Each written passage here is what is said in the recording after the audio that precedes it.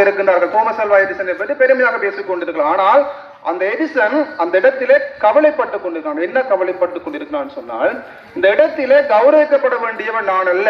ஏனென்றால் அந்த கடிதத்தை அவருடைய தாயார் ஒரு டைரிக்குள்ளே வைத்திருந்தான். அந்த டைரியை படித்து விட்டு தான் அவன் வந்திருந்தான்.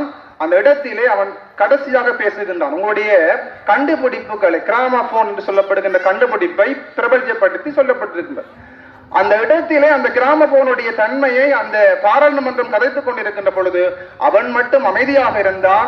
அந்த சபாநாயகர் கேட்கின்றார், என்ன செய்வது? இல்லை, என்னுடைய தாய் தான் ஒரு கடிதத்தை காட்டியிருந்தார். அந்த கடிதம் வைக்கப்பட்டிருந்த அந்த கடிதத்தை வாசிக்கின்றான்.